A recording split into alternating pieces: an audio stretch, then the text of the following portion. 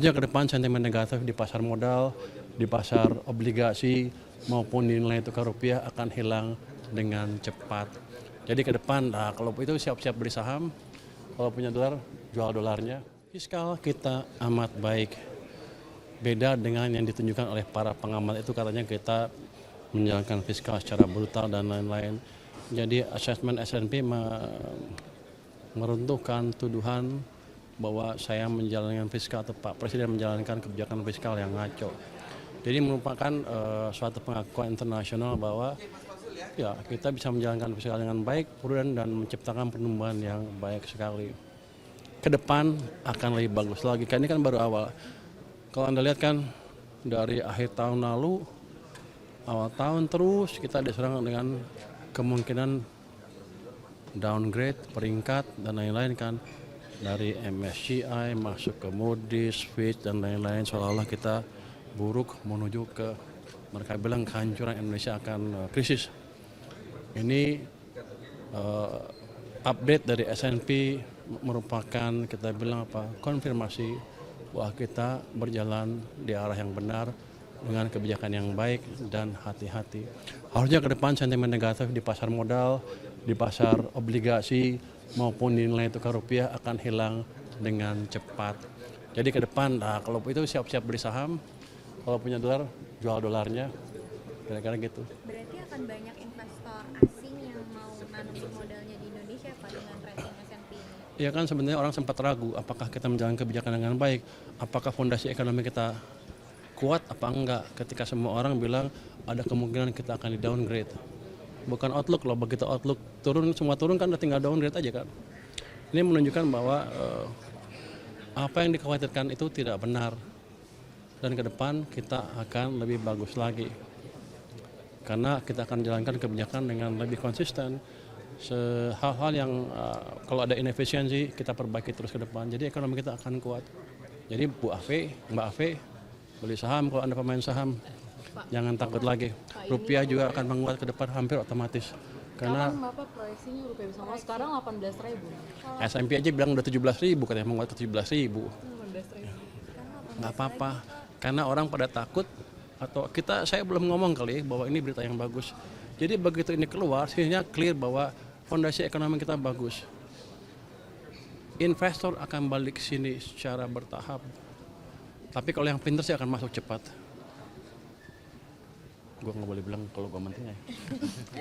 Ini menunjukkan bahwa tadi yang dilakukan banyak orang, bahwa yang diragukan banyak orang bahwa kita tidak bisa mengimplementasikan kebijakan fiskal dengan baik, itu salah.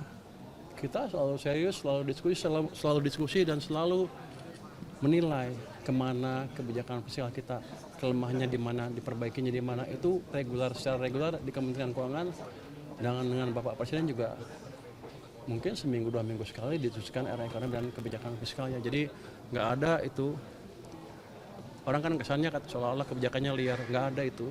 Kita diskusikan terus secara reguler. Bapak Presiden meminta terus kondisi fiskal dan ekonomi secara berkala dan cukup detail. Pak, jadi maksudnya sentimen positif ini Bapak nilainya bakal berdampak itu berapa Pak? Pas minggu ini udah bakal balik ke rupiah sama pasar modal ya ISG? Kalau pinter ya harus cepat. Kalau investor pinter, domestik pinter, masuk aja sekarang.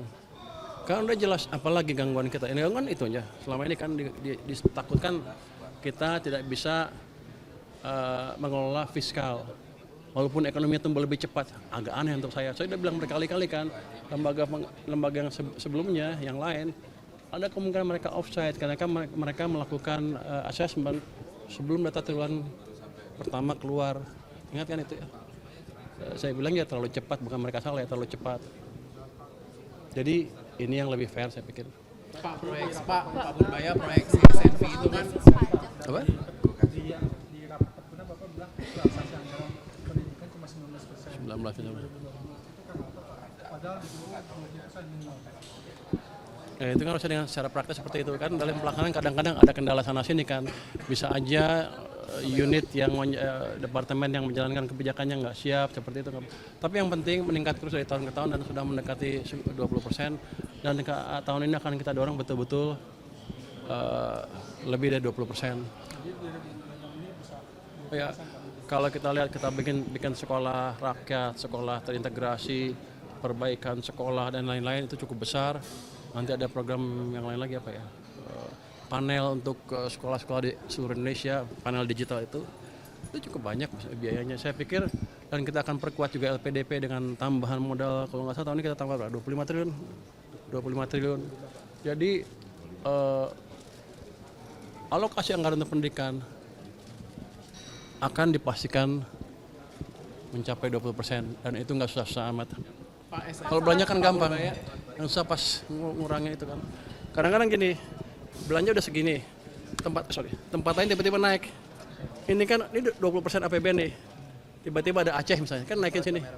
Ini naiknya kan telat. Rencananya di 20% tapi karena yang lain naik, Aceh naik, ini kan mesti naikin juga supaya 20% dibanding total. Cuman kan gini, untuk mendesain pendidikan naik perlu waktu juga kan, mungkin ada yang terlambat di situ, tapi ke depan akan kita bereskan itu nggak ada masalah. Pak SNV proyeksikan utang naik Pak setiap tahunnya 2,9%. SNV memproyeksikan tingkat utang pemerintah itu bisa naik sekitar 2,9% terhadap PDB setiap tahunnya. Nah mungkin dari strategi pemerintah seperti apa Pak di tengah imbal hasil yang lagi tinggi juga? Karena kan memang dari BI dan Kemenkeu juga kan sepakat ya Pak lagi menaikkan imbal hasil biar instrumen aset rupiah bisa masuk. Kan kalau kita pakai dolar mungkin inflasinya naik ya. Tapi kan saya sedang diversifikasi juga ke renminbi.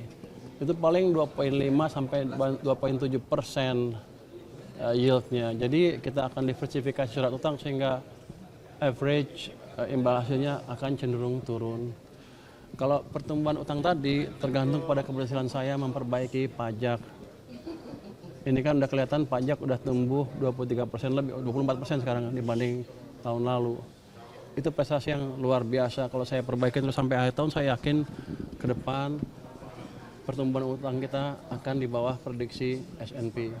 Pak terkait Pak, penerimaan soal juga pajak, kan Pak, concernnya tadi sama Bapak Pak. bilang kan mau memperluas basis pajak ya Pak, tapi nggak naikin tarif. Itu gimana sih Pak maksudnya? Misalnya gini, salah satu yang kita kerjakan itu apa? Pajak penghasilan PPN dari yang jualan online kan, tadinya didiemin, sekarang kita minta bayar kayak gitu. Itu kan bukan. Katanya juga Pak Bimo kemarin bilang ada perluasan pajak sektor informal Pak. Apa tuh? Ya maksudnya untuk menyasar sektor-sektor informal ke depannya. Untuk memperluas basis pajak ini. Kan kalau pajak yang influencer udah ada disebutin kan, tapi itu normal UMKM biasa. Cuman gini, sama kita adalah tidak menaikkan tarif pajak, tapi yang harus bayar pajak ya bayar gitu. Jadi itu maksudnya ekstensifikasi untuk menjaring yang tadinya harusnya bayar pajak nggak bayar jadi bayar. Kalau uang saya lebih banyak kan nanti kita bisa salurkan lebih banyak ke masyarakat lagi. Tapi tadi udah ada obrolan belum sih Pak mau menyasar sektor mana lagi gitu? Saya tahu sama mana, tapi nanti saya diskusi yang lebih dalam dulu ya. Pak tanggap, Kaya-kaya Pak, juga kalau bakal interest- dikejar berarti. Enggak. Pak tanggapannya Enggak dikejar tapi biasa aja. Kalau udah bayar pajak ya sudah. Saya nggak akan ngejar-ngejar orang kaya. Orang kaya saya periksa terus semuanya sampai dia bangkrut, nggak begitu. Jadi saya nggak akan motong angsa emasnya. Saya akan ngumpulin telurnya, kira-kira Pak, gitu. kalau Patriot interest Bond ini payment Pak ke revenue itu ini Pak, gimana Pak? Patriot Bond ini digugat Pak. Di S&P kan penilaian apa ada ini juga Pak catatan terkait dengan interest payment ke revenue itu juga disoroti sama Moody's dan Fitch. Itu mungkin strategi Bapak gimana? Ya berarti saya naikin income dong kalau gitu, makanya pajak saya genjot. Itu yang di daerah, ekonomi daerah kita buat maju juga karena revenue itu diintuk juga revenue daerah rupanya untuk yang S&P ya. Dan kita sekarang lumayan di bawah 14 ya. Di bawah 14 kalau nggak salah, jadi udah masuk daerah aman kalau menurut S&P. Di bawah 14 ya kalau nggak salah. Batasnya 15. Segitu, jadi aman kita. Tapi kita akan perhatikan itu dari waktu ke waktu. Yang jelas anggaran saya aman, prospek ekonomi bagus, prospek ekonomi Indonesia bagus ke depan. Anda semua nggak usah takut, pemerintah menjalankan kebijakannya dengan baik.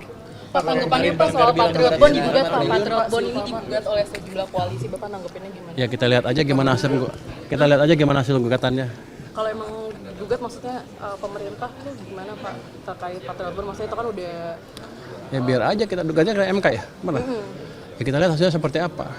Kan belum ada strategi. Saya berdoa, saya kirim ahli-ahli hukum yang betul untuk memastikan bahwa kebijakan kita bisa kita pertahankan dan kita pertanggungjawabkan ke masyarakat dan di mata hukum.